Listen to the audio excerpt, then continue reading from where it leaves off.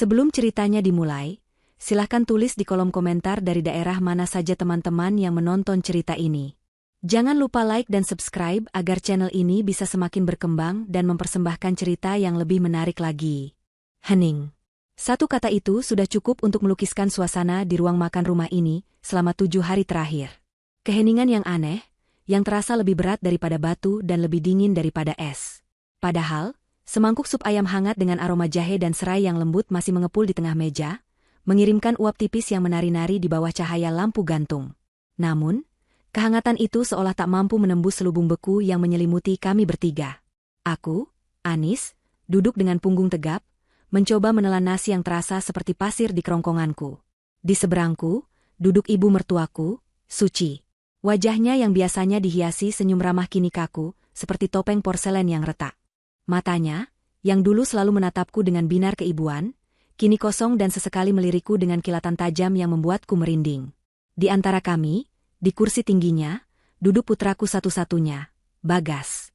Cahaya kecilku yang berusia 5 tahun itu adalah satu-satunya sumber suara di ruangan ini. Denting sendok kecilnya yang sesekali beradu dengan mangkuk keramiknya terdengar begitu nyaring di tengah kesunyian yang mencekik. Tepat 7 hari yang lalu, dunia kami runtuh. Arya, suamiku, ayah dari Bagas, putra kesayangan Suci, telah pergi untuk selamanya. Sebuah kecelakaan kerja yang fatal merenggutnya dari kami, tanpa sempat kami mengucapkan selamat tinggal. Sejak hari itu, rumah yang dulu penuh tawa dan kehangatan berubah menjadi mausoleum yang dingin. Suci, ibu mertuaku, seolah kehilangan separuh jiwanya. Namun, alih-alih saling menguatkan dalam duka, dia justru membangun tembok tinggi di antara kami. Duka telah mengubahnya menjadi sosok yang tidak kukenali.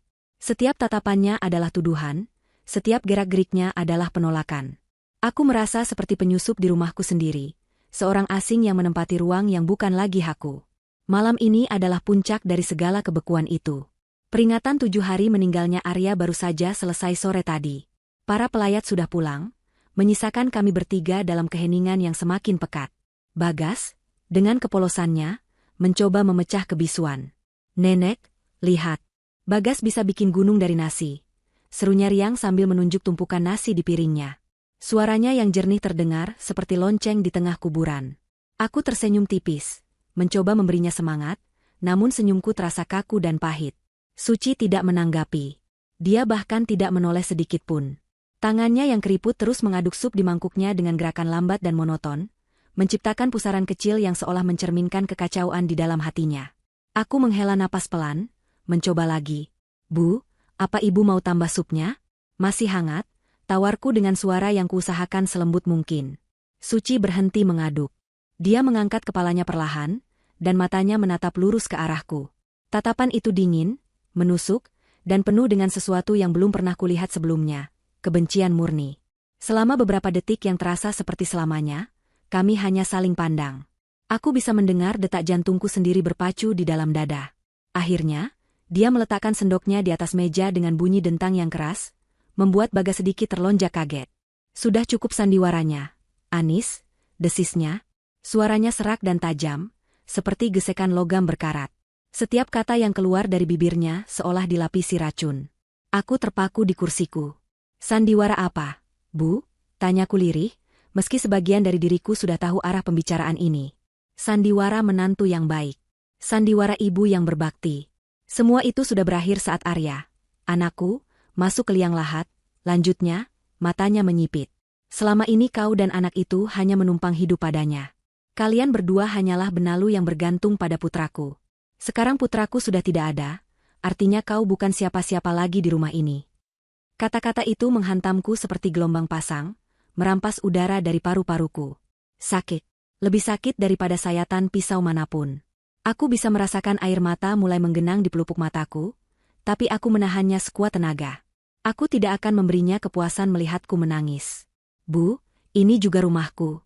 Rumah Arya," balasku, suaraku bergetar tak terkendali. Suci tertawa. Tawa yang kering dan tanpa kegembiraan. "Rumah Arya? Ini rumahku. Rumah yang kubangun bersama almarhum suamiku. Arya hanya menempatinya. Dan sekarang, aku tidak sudi rumah ini diisi oleh orang asing sepertimu.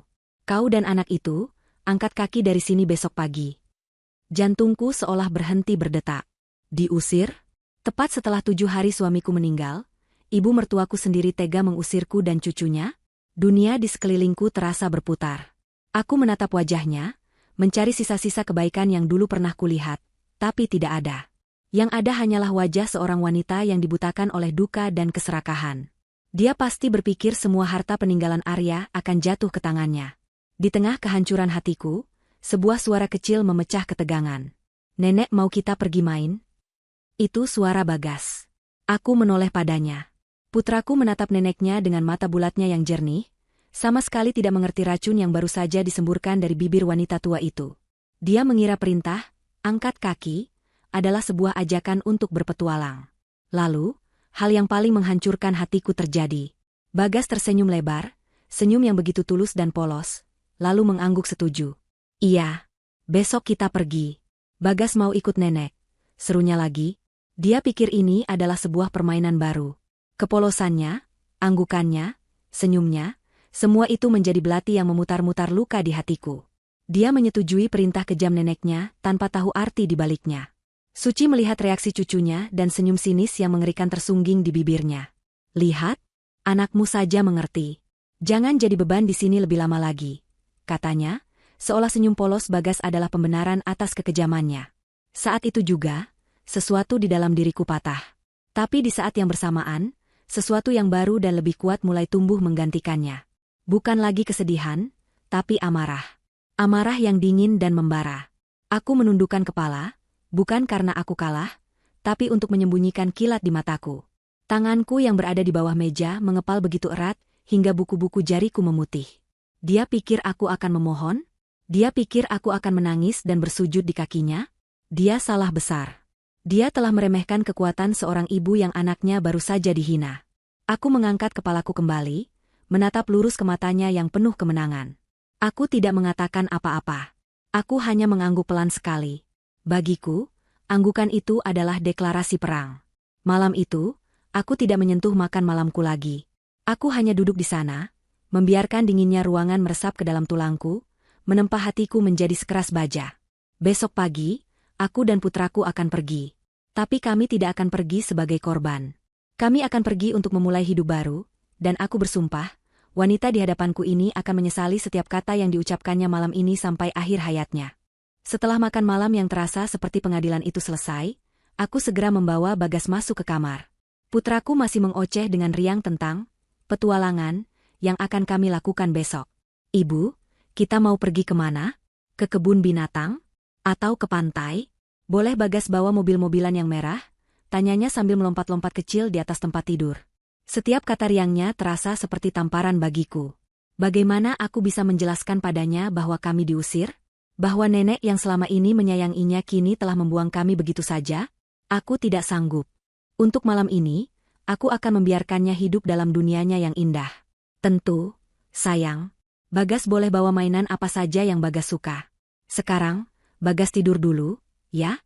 Biar besok punya banyak tenaga," jawabku sambil berusaha tersenyum. Senyum itu terasa seperti topeng yang berat. Aku menemaninya hingga ia terlelap, napasnya yang teratur menjadi satu-satunya suara menenangkan di malam yang panjang ini.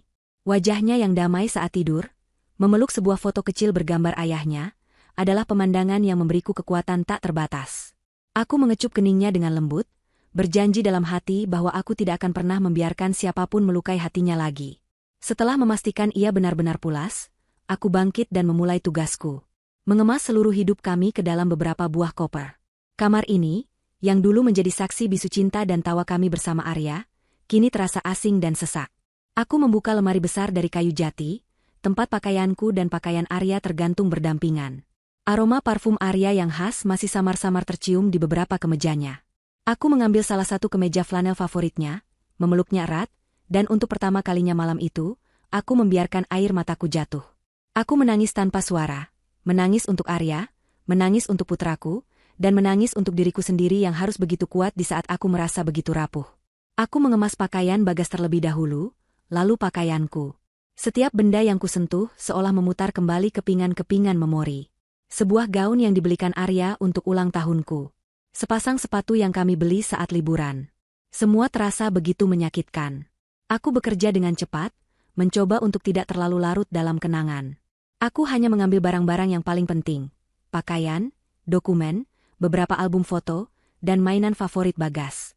Aku tidak akan mengambil apapun yang bisa diperdebatkan kepemilikannya oleh Suci. Aku tidak butuh perabotan atau perhiasan darinya. Aku hanya butuh kenanganku dan masa depan putraku. Saat aku berjongkok untuk memeriksa laci paling bawah di sisi tempat tidur Arya, tanganku menyentuh sebuah benda keras. Sebuah kotak kayu kecil berukir sederhana. Kotak ini selalu ada di sana. Tapi Arya pernah berpesan agar aku tidak membukanya kecuali dalam keadaan darurat. Aku selalu menghormati privasinya dan tidak pernah bertanya apa isinya. Tapi malam ini, rasanya seperti inilah keadaan darurat yang dia maksud. Tanganku sedikit gemetar saat mengangkat kotak itu ke atas tempat tidur. Tidak ada kuncinya. Aku membukanya perlahan, dan bunyi engselnya yang berderit seolah memecah keheningan malam. Di dalamnya, tersusun dengan rapi, ada beberapa buku tabungan dari bank yang berbeda, beberapa lembar sertifikat investasi atas nama Arya dan namaku, serta sebuah amplop coklat tebal yang tersegel. Aku membuka buku tabungan satu persatu. Mataku terbelalak saat melihat saldo yang tertera di masing-masing buku. Jumlahnya jauh lebih besar dari yang pernah kubayangkan. Aku tahu Arya bekerja keras dan memiliki gaji yang bagus, tapi aku tidak pernah menyangka ia berhasil mengumpulkan sebanyak ini.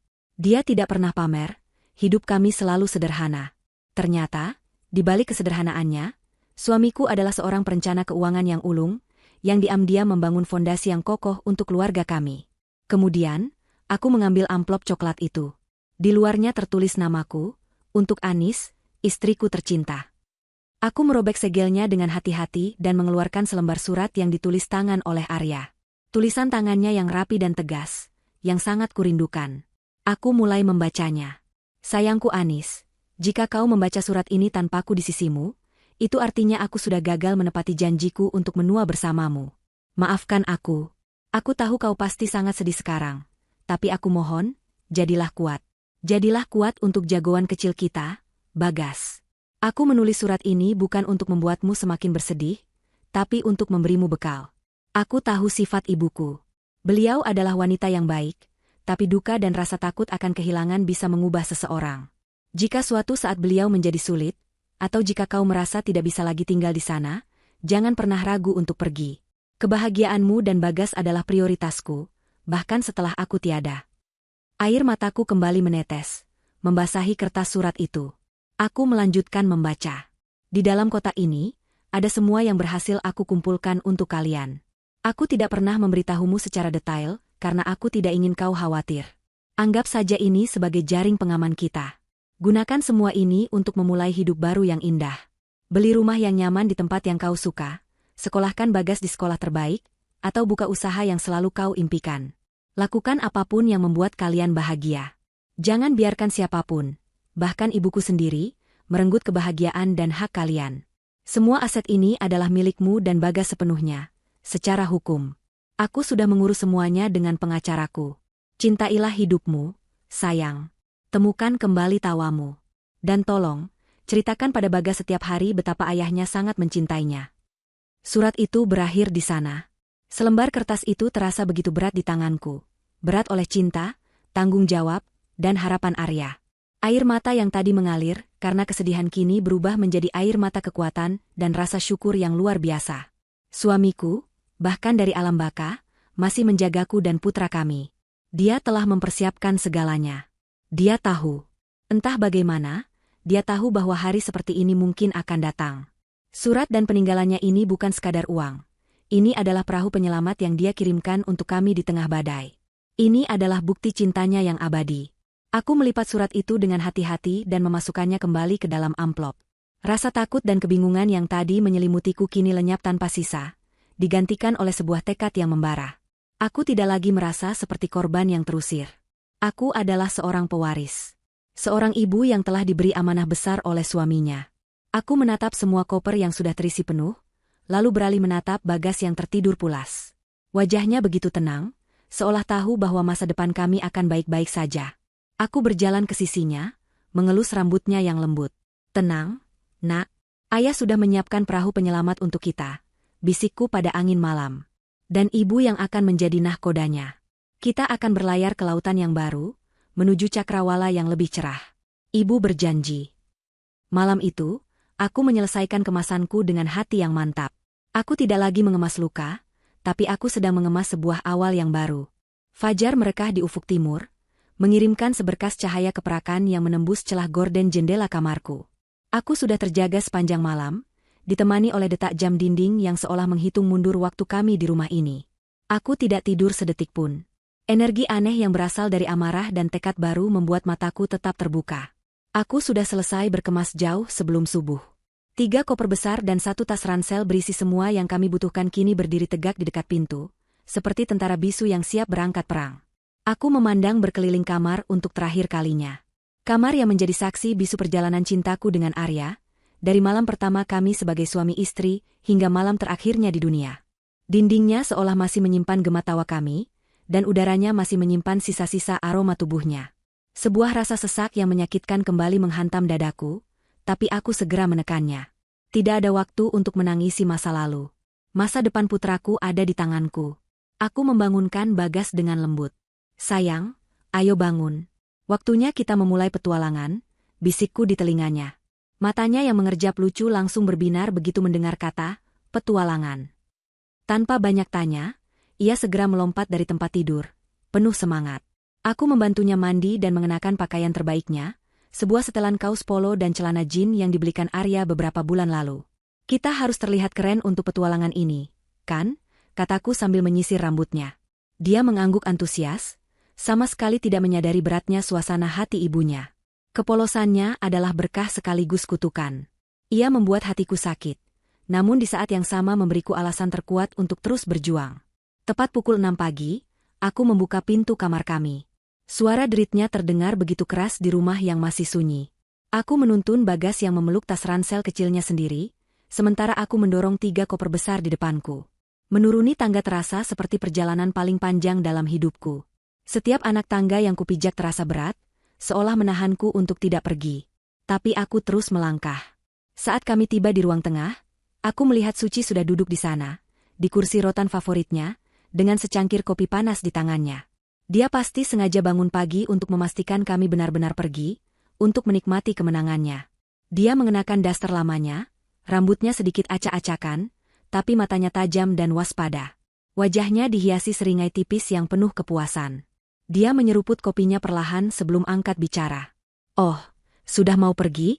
Bagus. Kukira kau akan menangis semalaman dan memohon-mohon pagi ini. Ternyata kau punya sedikit harga diri juga. Ejeknya. Suaranya terdengar santai, namun setiap katanya adalah duri. Aku berhenti sejenak, menatap lurus ke matanya tanpa rasa takut. Aku tidak akan memberinya drama yang ia inginkan. Aku tidak akan berteriak atau menangis. Keheninganku adalah perlawanan terbaikku. Kami akan pergi sekarang, Bu, jawabku dengan nada datar dan tenang. Ketenanganku tampaknya membuatnya sedikit jengkel. Dia pasti mengharapkan aku hancur. Bagus. Cepatlah. Aku muak melihat wajah kalian di sini. Rumah ini perlu dibersihkan dari aura sial. Katanya lagi, lebih tajam kali ini. Aku merasakan darahku mendidih, tapi aku menahannya demi Bagas yang berdiri di sampingku, menatap kami bergantian dengan bingung. Aku hanya mengangguk sekali, lalu kembali mendorong koper menuju pintu depan. Saat aku membuka pintu, Bagas menoleh ke belakang dan melambaikan tangannya dengan riang. Dadah, Nenek. Nanti Bagas kirim foto dari tempat petualangan. Serunya dengan suara lantang. Hening sejenak. Aku menunggu respons dari Suci. Mungkin secuil rasa sayang pada cucu satu-satunya itu masih tersisa. Tapi yang kudengar hanyalah dengusan kasar dan suara pintu kamarnya yang dibanting dengan keras. Tidak ada ucapan selamat tinggal, tidak ada pelukan terakhir untuk cucunya. Hati wanita itu benar-benar telah membatu. Seketika itu juga, sisa-sisa rasa hormatku padanya sebagai seorang ibu dan mertua menguap tak bersisa. Udara pagi yang sejuk menyambut kami di luar. Aku memesan taksi online melalui ponselku. Sambil menunggu, aku dan Bagas duduk di atas salah satu koper di teras. Teras tempat Arya dulu sering duduk sambil membaca koran di akhir pekan. Ibu, kenapa nenek marah? Tanya Bagas tiba-tiba. Pertanyaan yang kutakutkan. Aku menatap matanya yang jernih dan berjongkok di hadapannya. Nenek tidak marah. Sayang. Nenek hanya sedang sangat sedih karena ayah sudah pergi. Orang dewasa kadang menjadi aneh kalau sedang sedih. Jawabku, memilih kebohongan yang paling lembut. Dia tampak menerima penjelasan itu dan mengangguk-angguk kecil. Tak lama kemudian, sebuah mobil berhenti di depan gerbang. Taksi pesanan kami sudah tiba. Sopir taksi yang ramah membantuku memasukkan koper-koper ke dalam bagasi. Setelah kami duduk dengan nyaman di dalam, aku memberikan alamat tujuanku, sebuah hotel bintang 5 yang megah di pusat kota. Sopir itu melirikku dari kaca spion dengan sedikit terkejut. Mungkin tidak menyangka seorang wanita dengan 3 koper besar akan pergi ke tempat semewah itu, tapi dia tidak berkomentar apa-apa. Saat mobil mulai melaju, aku menoleh ke belakang untuk melihat rumah itu untuk terakhir kalinya. Rumah yang penuh kenangan, baik manis maupun pahit. Tepat pada saat itu, aku melihat tirai jendela kamar suci tersibak sedikit. Aku tahu dia sedang mengawasi kami dari sana, memastikan kami benar-benar pergi, menikmati adegan pengusiran yang telah ia sutradarai.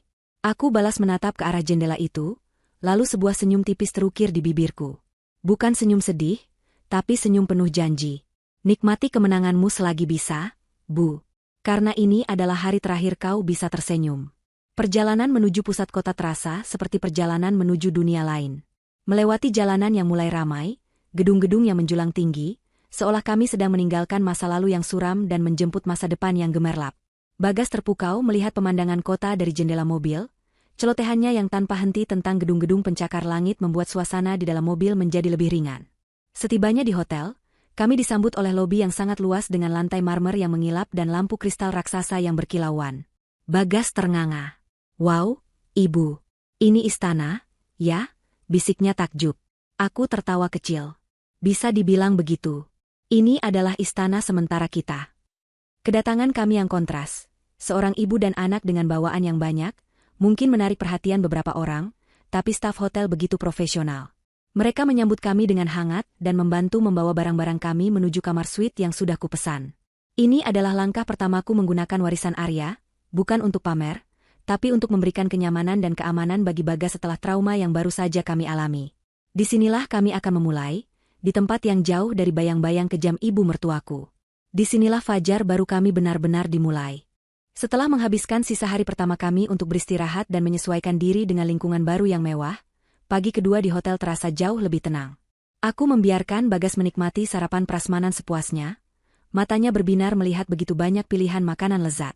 Untuk pertama kalinya dalam seminggu lebih, aku melihatnya makan dengan lahap. Melihatnya kembali ceria adalah obat terbaik untuk hatiku. Setelah sarapan, aku menitipkannya di area bermain anak yang tersedia di hotel, di bawah pengawasan staf yang terlatih.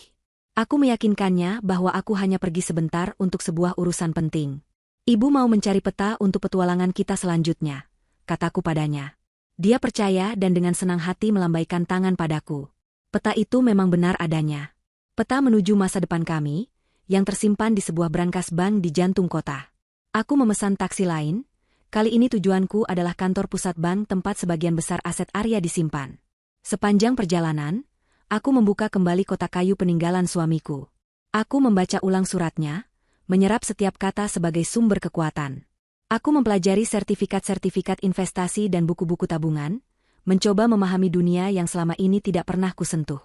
Arya seringkali mencoba menjelaskan tentang saham, reksadana, dan obligasi, tapi aku hanya tersenyum dan berkata, aku percaya padamu.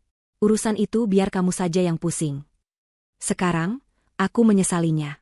Seandainya aku lebih memperhatikan, mungkin aku tidak akan merasa segugup ini. Tapi tidak ada gunanya menyesal. Kini, akulah yang harus mengambil alih kemudi. Aku tidak boleh terlihat bingung atau lemah. Aku harus terlihat seperti wanita yang tahu persis apa yang dia lakukan. Gedung bank itu menjulang tinggi dan megah, terbuat dari kaca dan baja yang berkilauan di bawah sinar matahari. Aku menarik napas dalam-dalam sebelum melangkah masuk. Interiornya dingin dan hening, hanya terdengar dengungan pelan dari mesin pendingin udara dan suara ketukan jari di papan ketik. Aku langsung menuju bagian nasabah prioritas dan menyebutkan namaku serta nama almarhum suamiku. Tak lama, seorang pria parubaya yang rapi dengan setelan jas mahal keluar dari ruangannya dan menyambutku dengan hangat.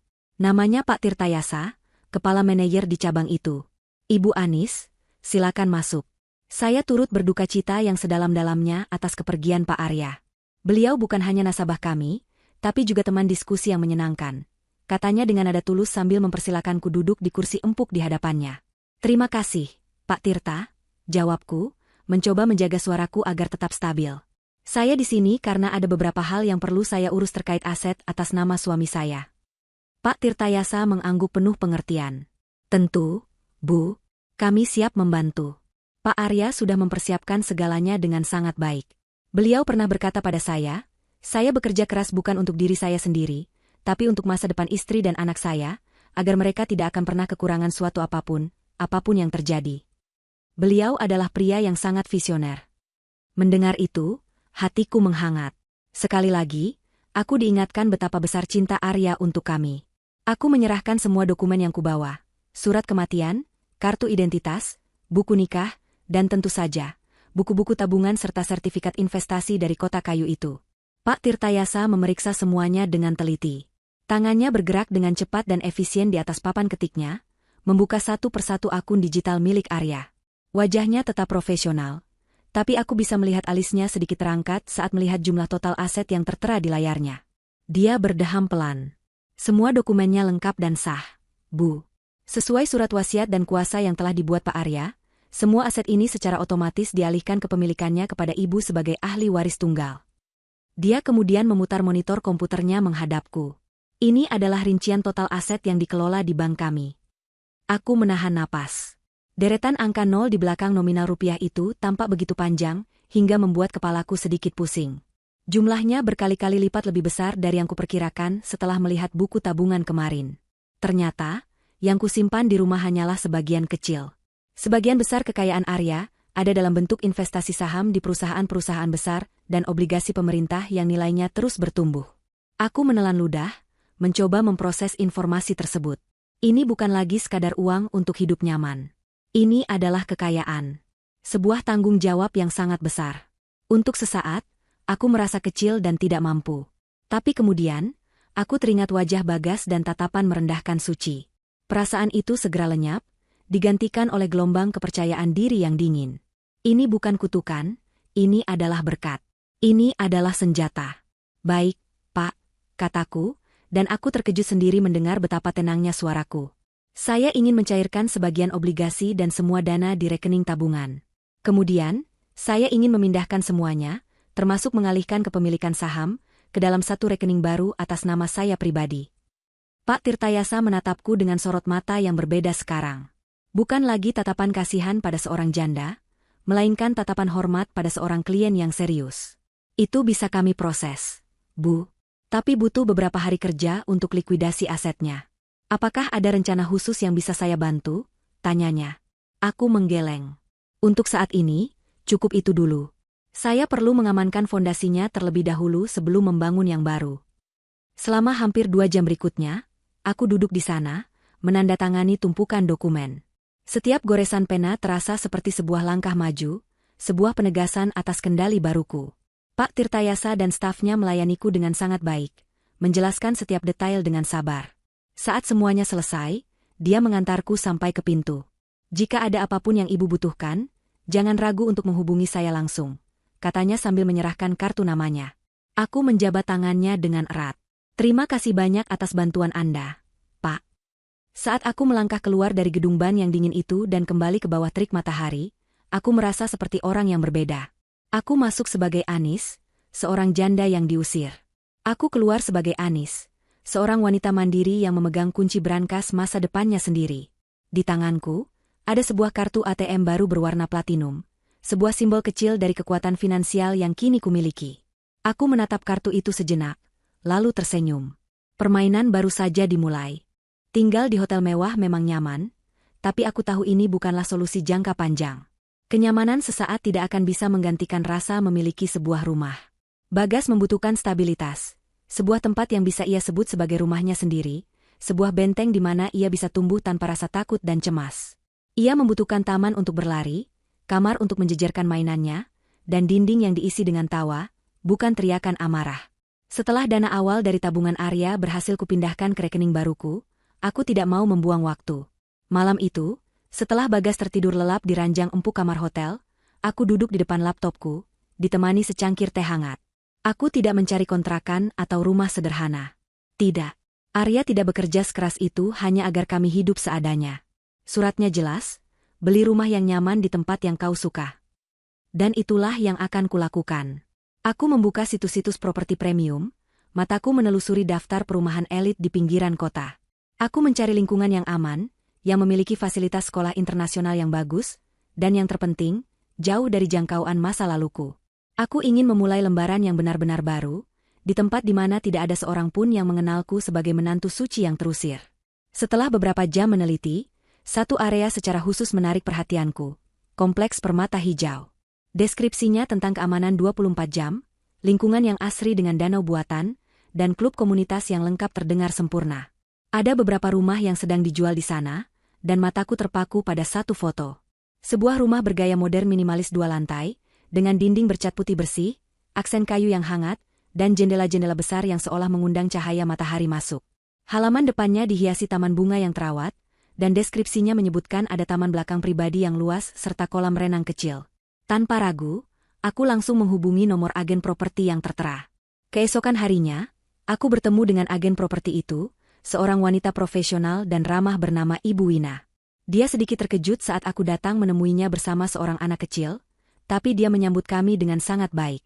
Jadi, Ibu Anis tertarik dengan rumah di Permata Hijau, ya? Pilihan yang sangat bagus. Itu adalah salah satu properti terbaik kami saat ini, katanya sambil tersenyum. Saya ingin melihatnya hari ini juga, kalau memungkinkan, jawabku langsung. Aku tidak ingin bertele-tele. Aku tahu apa yang kuinginkan. Ibu Wina tampak terkesan dengan ketegasanku. Dia segera mengatur jadwal dan 1 jam kemudian, kami sudah berada di dalam mobilnya, menuju lokasi. Saat kami memasuki gerbang Kompleks Permata Hijau, aku langsung tahu bahwa ini adalah tempat yang tepat. Jalanannya lebar dan bersih, diapit oleh pohon-pohon rindang. Setiap rumah memiliki desain yang unik namun serasi, memancarkan aura kemewahan yang tenang. Akhirnya, kami berhenti di depan rumah yang kulihat di foto. Dalam kehidupan nyata, rumah itu jauh lebih indah. Terlihat kokoh dan megah, namun tetap terasa hangat dan ramah. Saat Ibu Wina membuka pintu depannya yang besar, kami disambut oleh ruang tamu yang lapang dengan langit-langit tinggi. Sinar matahari sore membanjiri ruangan melalui jendela-jendela kaca raksasa yang menghadap langsung ke taman belakang. Lantainya terbuat dari kayu parket yang mengilap, memberikan kesan alami dan mewah. Wow! Hanya itu kata yang keluar dari mulut Bagas. Dia melepaskan genggaman tanganku dan langsung berlari ke arah pintu kaca di ujung ruangan. Di baliknya, terhampar taman hijau dengan rumput yang dipangkas rapi dan sebuah kolam renang kecil yang airnya biru jernih berkilauan. Ibu, lihat, ada kolam. Boleh Bagas berenang di sini? Teriaknya, wajahnya berseri-seri dengan kebahagiaan murni yang sudah lama tidak kulihat. Hatiku menghangat seketika. Melihat binar di matanya, aku tahu aku telah menemukan tempat yang tepat. Aku berjalan menyusulnya ke taman belakang. Udaranya segar, dan aku bisa mendengar kicauan burung dari pohon-pohon di sekitar. Tempat ini terasa damai, sebuah dunia yang jauh berbeda dari rumah mertuaku yang pengap dan penuh ketegangan. Ibu Wina mengajak kami berkeliling. Rumah itu memiliki 4 kamar tidur yang luas, masing-masing dengan kamar mandi dalam. Dapur bersihnya modern dan lengkap dengan peralatan canggih. Ada juga ruang kerja kecil yang menghadap ke taman depan, tempat yang sempurna untukku mengelola investasiku nanti. Saat kami naik ke lantai 2 dan masuk ke salah satu kamar yang jendelanya menghadap ke taman belakang, Bagas langsung berlari ke arah jendela. Ini kamar Bagas. Ya, Bu? Dari sini Bagas bisa lihat kolam renang, katanya sambil menempelkan wajahnya ke kaca. Aku tersenyum dan mengelus kepalanya. Iya, sayang. Kalau Bagas suka, ini akan jadi kamar Bagas. Saat itu juga, aku membuat keputusan. Aku menoleh pada Ibu Wina yang sejak tadi mengamati interaksi kami dengan senyum tipis. Saya ambil rumah ini, kataku dengan mantap. Ibu Wina sedikit terkejut. Ibu tidak mau pikir-pikir dulu? Atau melihat properti lain sebagai perbandingan? Tanyanya, mungkin ini adalah transaksi tercepat yang pernah ia tangani. Aku menggeleng. Tidak perlu. Tempat ini sempurna. Putra saya menyukainya, dan itu sudah lebih dari cukup bagi saya. Saya akan bayar tunai. Kali ini, mata Ibu Wina benar-benar terbelalak. Membeli rumah semahal ini secara tunai bukanlah hal yang terjadi setiap hari. Tapi dia segera menguasai dirinya dan kembali tersenyum profesional. Baik, Bu Anis. Sebuah keputusan yang luar biasa. Saya akan segera siapkan semua dokumen yang diperlukan. Proses administrasi berjalan lebih cepat dari yang kuduga. Dengan bantuan pengacara yang direkomendasikan Ibu Wina, semua berkas selesai hanya dalam 2 hari. Saat aku mentransfer sejumlah besar uang dari rekeningku, tanganku tidak gemetar. Aku merasa tenang dan yakin. Ini bukanlah pemborosan. Ini adalah investasi. Investasi untuk kebahagiaan dan masa depan anakku. Hari penyerahan kunci adalah hari yang tak akan pernah kulupakan. Aku dan Bagas berdiri di depan pintu rumah baru kami. Ibu Wina menyerahkan sebuah kotak bludru kecil berisi sepasang kunci kepadaku. "Selamat atas rumah barunya, Bu Anis," katanya tulus. Aku memegang kunci itu, terasa dingin dan nyata di telapak tanganku. Ini bukan sekadar logam. Ini adalah kunci kebebasan kami. Aku berjongkok di depan Bagas dan memberikan kunci itu padanya. "Ayo, jagoan. Buka pintu istana baru kita." Dengan tangan mungilnya yang sedikit gemetar karena antusias, Bagas memasukkan kunci ke lubang dan memutarnya. Bunyi, klik, dari kunci yang terbuka adalah suara terindah yang pernah kudengar. Pintu itu terbuka, dan kami melangkah masuk bersama. Bukan lagi sebagai tamu, tapi sebagai pemilik. Saat Bagas berlari girang menjelajahi setiap sudut rumah kosong yang menggema, aku berdiri di tengah ruang tamu, memejamkan mata sejenak. Aku bisa merasakan kehadiran Arya di sisiku, tersenyum bangga. "Terima kasih, sayang," bisikku pada angin. Sore itu, saat senja mulai turun, aku mengambil ponselku. Aku memotret Bagas yang sedang tertawa sambil mencelupkan kakinya di pinggir kolam renang, dengan latar belakang rumah baru kami yang megah. Tanpa pikir panjang, aku mengunggah foto itu ke akun media sosialku, akun yang sudah lama tidak aktif. Aku menandai beberapa teman dan kerabat jauh, lalu menulis sebuah keterangan singkat, memulai babak baru di istana kecil kami. "Terima kasih, Ayah. Aku tahu, cepat atau lambat, kabar ini akan sampai ke telinga yang tepat dan aku sudah siap." 2 hari pertama di rumah baru terasa seperti mimpi. Kami belum punya banyak perabotan, hanya kasur yang kami beli secara online dan beberapa peralatan masak darurat. Tapi rumah itu tidak pernah terasa kosong. Kami mengisinya dengan tawa. Kami berkemah di ruang tamu, memesan pizza, dan menonton film kartun di laptop hingga larut malam. Siang harinya, Bagas tak henti-hentinya bermain di taman dan kolam renang. Energi dan keceriaannya seolah tak terbatas. Aku membiarkannya menikmati setiap detiknya. Melihatnya bahagia adalah pembalasan dendam terbaikku. Aku sendiri mulai sibuk. Aku menghubungi desainer interior, memesan perabotan, dan mulai merencanakan bisnis butik yang selalu kuimpikan. Hidup terasa begitu penuh harapan. Sementara itu, ratusan kilometer jauhnya, di sebuah rumah yang terasa semakin sunyi dan pengap, Suci menjalani hari-harinya dengan perasaan hampa dan gusar. Sejak kepergianku, rumah itu terasa terlalu besar dan sepi. Tidak ada lagi celoteh, Bagas yang biasanya membuatnya kesal namun, sekaligus meramaikan suasana. Tidak ada lagi aku yang bisa ia perintah-perintah. Yang tersisa hanyalah keheningan dan tumpukan tagihan yang mulai menggunung di atas meja. Cicilan rumah yang biasa dibayar lunas oleh Arya kini menjadi tanggungannya. Tagihan kartu kredit dari gaya hidup borosnya sudah jatuh tempo. Dia mulai cemas, tapi keangkuhannya masih menenangkannya. Dia yakin, cepat atau lambat, pengacara Arya akan menghubunginya dan memberitahukan bahwa seluruh harta putranya jatuh ke tangannya. Dengan uang itu, semua masalahnya akan selesai. Dia hanya perlu menunggu. Ponselnya berdering pada suatu sore. Nama yang tertera di layar adalah Rika, sepupunya dari luar kota yang terkenal paling ingin tahu dan suka bergosip.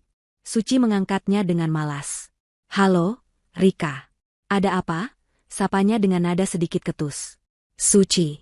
Aku baru dengar kabar soal Arya, aku turut berduka cita ya, sayang." Suara Rika terdengar penuh simpati yang dibuat-buat. "Iya, terima kasih," jawab Suci singkat. Terus, "Aku juga dengar katanya si Anis sudah tidak tinggal sama kamu lagi ya? Kasihan sekali dia. Sekarang tinggal di mana setelah kamu usir? Pasti susah hidupnya jadi janda bawa anak satu," lanjut Rika, nadanya penuh rasa ingin tahu yang tak terselubung. Suci tersenyum sinis. Inilah yang ingin didengarnya. Simpati orang-orang atas nasibnya dan cibiran untukku. Biarkan saja. Paling sekarang dia tinggal di kontrakan sempit di pinggir kali. Biar tahu rasa bagaimana susahnya hidup tanpa bergantung pada anakku. Itu hukuman yang pantas untuknya, jawab Suci dengan nada penuh kemenangan. Di seberang telepon, Rika terdiam sejenak. Keheningan itu membuat Suci sedikit heran. "Rika? Kamu masih di sana?" tanyanya. Terdengar suara Rika berdeham. "Begini, Suci. Sepertinya kamu salah informasi, deh," kata Rika pelan. "Salah informasi bagaimana?" tanya Suci, mulai merasa tidak enak. "Tadi aku tidak sengaja lihat postingan Facebook salah satu keponakan kita. Dia membagikan foto dari Anis. Fotonya baru, diunggah kemarin," jelas Rika. Jantung Suci mulai berdebar sedikit lebih cepat. "Foto apa?" desaknya tidak sabar. Foto Bagas lagi main di kolam renang. Tapi bukan itu intinya. Latar belakang fotonya itu, loh, rumah baru. Besar sekali, mewah, di komplek elit. Anis menulis keterangan, memulai babak baru di istana kecil kami, kata Rika dalam satu tarikan napas. Suci tertawa, tawa yang dipaksakan. Ah, tidak mungkin. Paling itu cuma di hotel atau villa sewaan.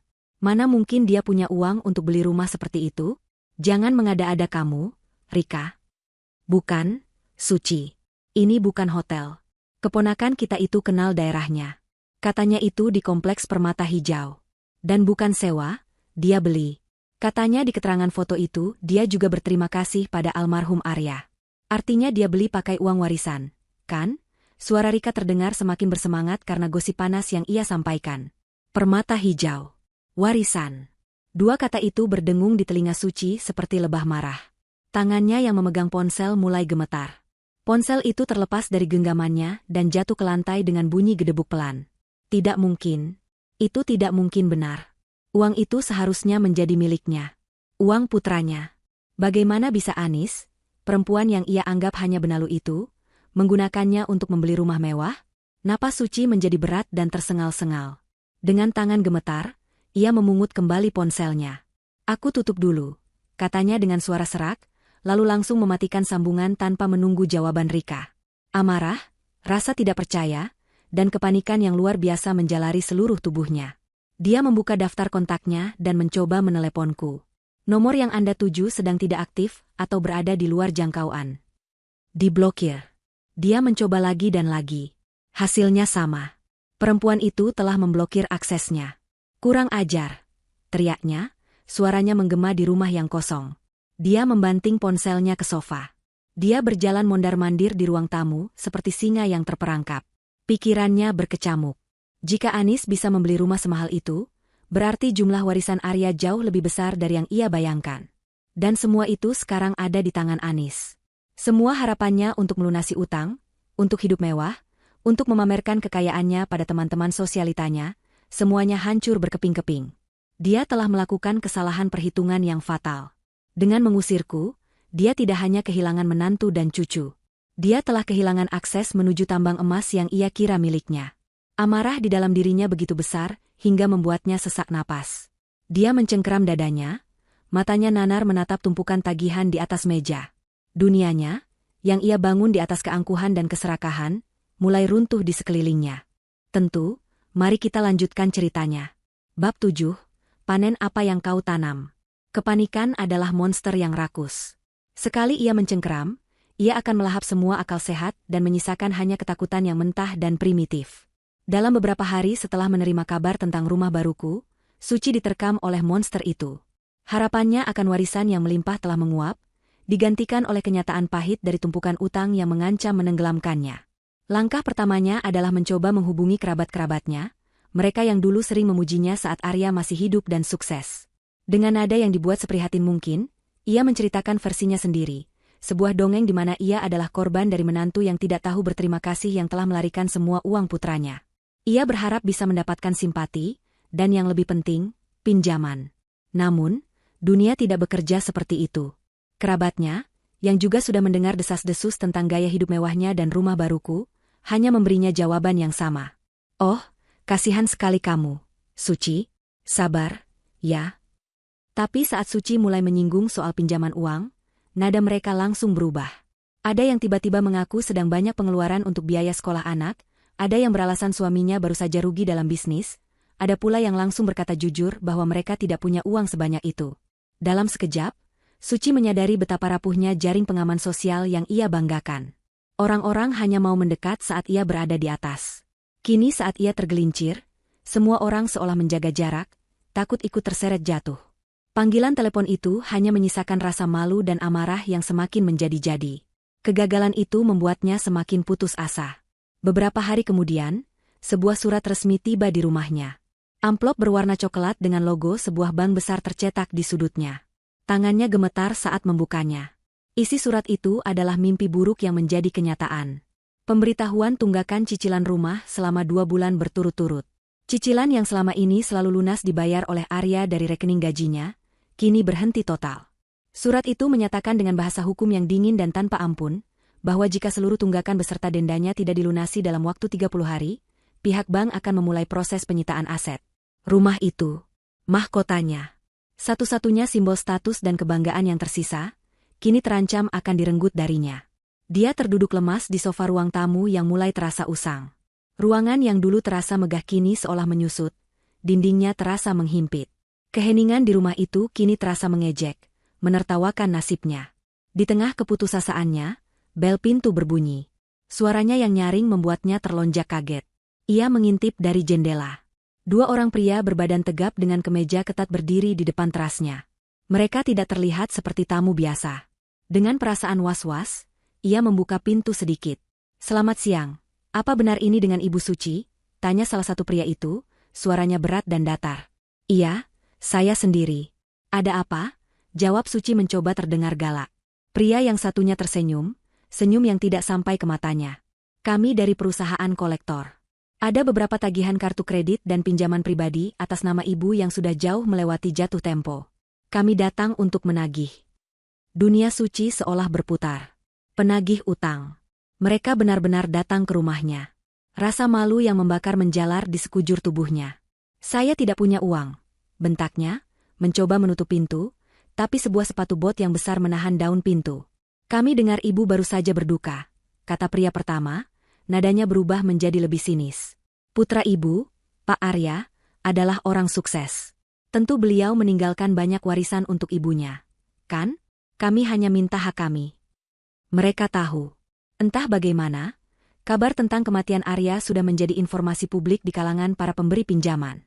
Mereka semua menunggu, seperti burung pemakan bangkai, mengira akan ada sisa-sisa kekayaan yang bisa mereka patuk. "Pergi kalian. Pergi dari rumah saya atau saya panggil polisi," teriak Suci, suaranya bergetar karena campuran amarah dan ketakutan. Teriakan itu menarik perhatian tetangga sebelah, yang langsung mengintip dari balik gorden jendelanya. Pemandangan itu, tatapan ingin tahu tetangganya, adalah penghinaan pamungkas. Reputasinya hancur sudah. Kedua pria itu saling berpandangan, lalu tertawa kecil. "Baiklah, Bu. Kami akan pergi untuk hari ini. Tapi kami akan kembali. Dan lain kali, kami tidak akan seramah ini," kata salah satu dari mereka sebelum akhirnya berbalik dan pergi. Suci segera membanting pintu dan menguncinya. Ia bersandar di balik pintu, napasnya memburu, tubuhnya luruh ke lantai. Ia menangis. Bukan tangis kesedihan, tapi tangis frustrasi, tangis seorang ratu yang mahkotanya direbut paksa. Dia sendirian. Ditinggalkan kerabat, diancam oleh bank, dan kini diteror oleh penagih utang. Semua jalan terasa buntu. Di tengah isak tangisnya, satu nama terus berulang di benaknya seperti mantra. Anis. Semua ini salah Anis. Perempuan itu harus membayar semua ini. Perempuan itu harus mengembalikan apa yang menjadi haknya. Dalam keputusasaan itu, sebuah rencana licik mulai terbentuk. Dia harus bisa menghubungi Anis, dengan cara apapun. Dia tidak akan menggunakan amarah. Dia akan menggunakan senjata paling kuno dan paling ampuh, rasa bersalah. Dia akan memohon, menangis, dan berpura-pura menyesal. Dia akan membuat Anis merasa seperti anak durhaka jika tidak menolong ibu mertuanya yang malang ini. Itulah satu-satunya jalan keluar yang tersisa. Sementara kehidupan Suci runtuh berkeping-keping, duniaku justru sedang dibangun kembali, bata demi bata, dengan fondasi yang kokoh. Rumah baru kami tidak lagi terasa kosong. Perabotan modern dan nyaman mulai berdatangan, mengisi setiap ruangan dengan kehangatan. Aku mempekerjakan seorang tukang kebun untuk merawat taman, dan kini hamparan rumput hijau itu dihiasi oleh petak-petak bunga aneka warna. Aku dan Bagas menghabiskan suatu pagi yang cerah di toko Cat, membiarkannya memilih sendiri warna untuk dinding kamarnya. Dia memilih warna biru langit yang cerah. "Biar seperti di luar angkasa, Bu," katanya bersemangat. Aku hanya tersenyum dan menyetujuinya. Kebahagiaannya adalah segalanya bagiku. Di tengah kesibukan menata rumah, aku juga mulai menyusun proposal bisnis untuk butik impianku. Aku merasa hidup kembali, merasa punya tujuan. Setiap pagi aku bangun dengan energi baru, bukan lagi dengan rasa sesak karena duka. Sore itu, saat aku sedang bersantai di tepi kolam sambil mengawasi Bagas yang asyik bermain air, ponselku berdering. Nomor tidak dikenal. Biasanya aku akan mengabaikannya, tapi entah kenapa, firasatku mengatakan aku harus mengangkatnya. "Halo," sapaku. Hening sejenak di seberang sana, Hanya terdengar isak tangis yang tertahan. Lalu, sebuah suara yang sangat kukenal, namun dibuat serapuh mungkin, menyapa telingaku. Anis, anakku. Itu suara Suci. Jantungku berhenti berdetak sesaat. Bagaimana dia bisa mendapatkan nomorku? Pasti dia menipu salah satu kerabat jauh yang naif. Aku tidak mengatakan apa-apa, hanya dia mendengarkan, mempersiapkan diriku untuk sandiwara yang akan datang. Anis, ibu minta maaf. Nak, lanjutnya di sela-sela isak tangisnya yang dibuat-buat. Ibu hilaf waktu itu. Ibu tidak tahu apa yang ibu katakan. Kehilangan Arya membuat ibu gila. Ibu mohon, maafkan ibu. Aktingnya nyaris sempurna. Jika aku adalah Anis yang dulu, aku mungkin akan luluh. Tapi aku bukan lagi perempuan yang sama. Aku diam, membiarkannya mengeluarkan semua jurusnya. Kembalilah ke rumah. Nak, bawa Bagas pulang. Nenek rindu sekali pada cucu nenek. Rumah ini sepi tanpamu. Ini juga rumahmu, rumah kalian, rengeknya. Aku menarik napas panjang sebelum menjawab. Aku berjalan menjauh sedikit dari kolam, agar Bagas tidak mendengar percakapan ini. Rumah? Tanyaku, suaraku dingin dan tanpa emosi. Rumah yang mana, Bu? Rumah yang akan segera disita oleh Ban. Keheningan total di seberang sana. Isak tangisnya berhenti seketika. Aku tahu aku telah mengenai sasarannya. Bagaimana kau tahu? Tanyanya tergagap, topengnya mulai retak. Berita buruk menyebar dengan cepat. Jawabku singkat. Oh, jadi kau senang mendengarnya? Kau senang melihat ibu mertuamu ini menderita? Balasnya, nadanya mulai berubah, keputusasaan mulai merembes masuk. Tolong, Anis bantu ibu. Pintanya, kembali ke mode memelas. Itu semua uang Arya, anakku. Ibu tidak minta banyak.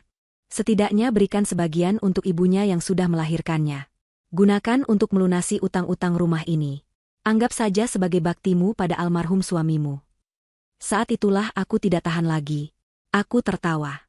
Tawa kecil yang kering dan tanpa humor. Tawa yang terdengar sangat mengerikan di telinga Suci.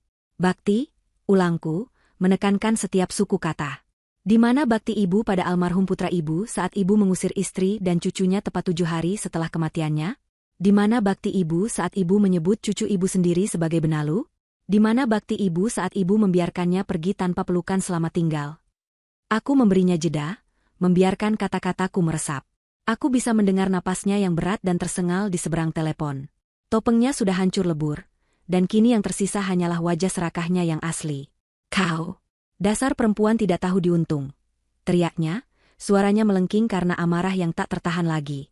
Kau sengaja melakukan ini semua. Kau sengaja memamerkan rumah barumu agar aku menderita. Uang itu bukan hakmu. Itu uang anakku. Seharusnya itu menjadi milikku. Kembalikan uang itu, Anis. Kembalikan. Raungannya tidak lagi mempengaruhiku. Aku justru merasa kasihan. Betapa menyedihkan hidup seseorang yang seluruh kebahagiaannya diukur dengan uang. Dengarkan aku baik-baik, Bu. Dan dengarkan untuk yang terakhir kalinya. Kataku dengan nada tenang namun mematikan. Uang ini adalah hasil kerja keras suamiku, Arya, untuk aku dan anaknya. Untuk masa depan kami. Bukan untuk melunasi utang judi atau gaya hidup boros seorang ibu serakah yang tidak punya hati. Suamiku sudah menitipkan amanah ini padaku, dan aku akan menjaganya dengan nyawaku. Kau sudah membuang kami. Jadi, selamat menikmati hasil dari apa yang sudah kau tanam. Tanpa menunggu jawabannya lagi, aku mengakhiri panggilan itu dan langsung memblokir nomornya. Tanganku sedikit gemetar saat menurunkan ponsel, sisa-sisa adrenalin dari konfrontasi itu. Tapi hatiku terasa lapang. Beban terakhir dari masa laluku seolah baru saja terangkat dari pundakku. Aku sudah mengatakan semua yang perlu kukatakan. Tidak ada lagi rasa bersalah, tidak ada lagi keraguan. Aku berbalik dan melihat Bagas sudah keluar dari kolam, membungkus dirinya dengan handuk. Ibu tadi bicara dengan siapa? Tanyanya polos. Aku berjalan menghampirinya, berlutut, dan memeluknya erat-erat. Aku bisa mencium aroma kaporit dan sinar matahari di rambutnya. Bukan siapa-siapa, sayang. Hanya masa lalu yang salah sambung, bisikku sambil mengecup puncak kepalanya. Dia tertawa, tidak mengerti maksudku. Masa lalu tidak punya telepon, Bu, katanya lucu.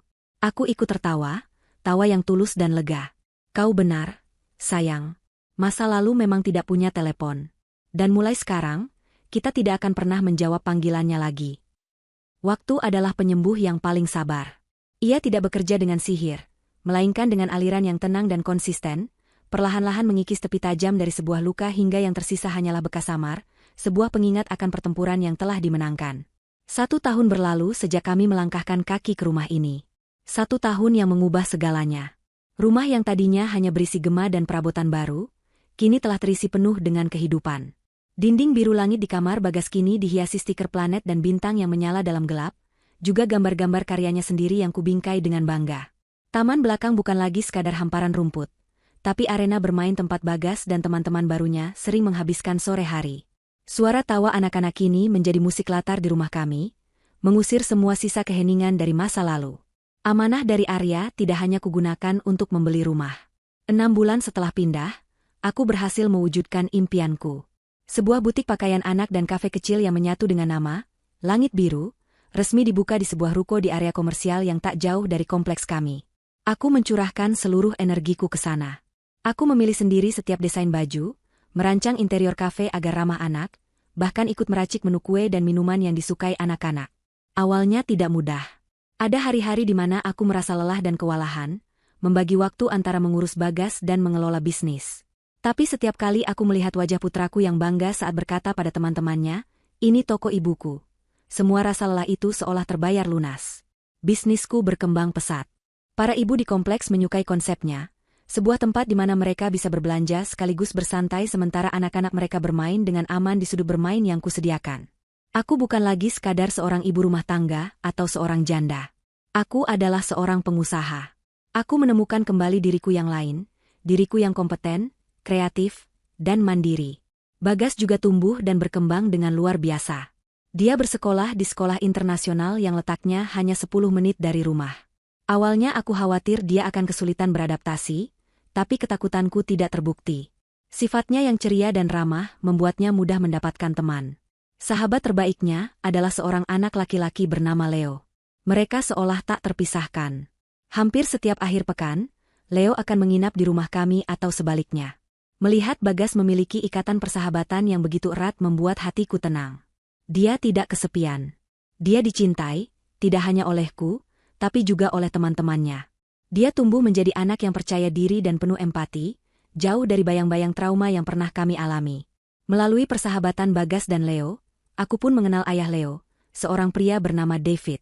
Dia adalah seorang arsitek yang ternyata tinggal tak jauh dari rumah kami. Sama sepertiku, dia adalah orang tua tunggal. Istrinya telah meninggal dunia beberapa tahun sebelumnya karena sakit. Pertemuan kami awalnya hanya sebatas obrolan singkat saat saling menjemput anak. Bagas cerita, "Masakan ibu enak sekali," katanya suatu sore sambil tersenyum. Leo juga cerita, "Ayah jago sekali membuat miniatur gedung dari Lego," balasku. Dari obrolan-obrolan ringan itu, kami menemukan banyak kesamaan.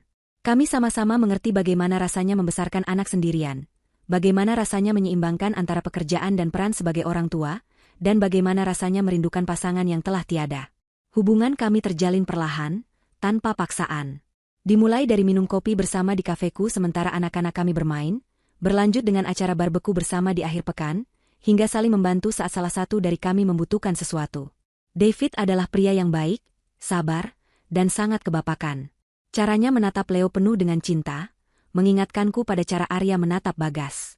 Dia tidak pernah mencoba menggantikan posisi Arya di hatiku, dan aku menghargai itu. Dia justru membantuku melihat bahwa hati manusia memiliki kapasitas yang luar biasa untuk mencintai. Bahwa menyayangi orang baru tidak berarti mengurangi rasa sayang pada orang yang telah pergi. Suatu sore, saat kami sedang mengawasi anak-anak kami bermain sepak bola di taman, dia menoleh padaku. "Kau terlihat bahagia, Anis," katanya pelan. Aku menatap langit senja yang berwarna keemasan, lalu balas menatapnya dan tersenyum tulus. "Karena aku memang bahagia, David." Untuk pertama kalinya, aku menyadari bahwa aku tidak hanya bertahan hidup. Aku benar-benar hidup. Matahari baru telah terbit di jendela rumahku, dan cahayanya terasa begitu hangat. Pintu menuju masa lalu telah kututup rapat-rapat. Aku tidak pernah lagi mencoba mencari tahu kabar tentang Suci, dan dia pun tidak pernah lagi mencoba menghubungiku. Bagiku, dia hanyalah bagian dari bab yang telah selesai kubaca dan kusimpan di rak paling berdebu. Namun, terkadang masa lalu memiliki caranya sendiri untuk mengirimkan gema, bahkan ketika kita sudah tidak lagi mendengarkan. Suatu siang, saat aku sedang sibuk di butik, ponselku berdering. Nama Tantrika, sepupu suci yang suka bergosip itu, muncul di layar. Aku ragu sejenak, tapi akhirnya kuangkat juga. Dia pasti sudah mendengar tentang kesuksesan butikku. Halo, Anis, sayang. Apa kabar? Tante dengar usahamu maju pesat. Ya? Selamat, ya? Sapanya dengan nada yang dibuat semanis madu. Aku hanya menjawabnya dengan singkat dan sopan. Setelah berbasa-basi selama beberapa menit, dia akhirnya sampai pada inti pembicaraannya. Anis, Tante cuma mau kasih kabar soal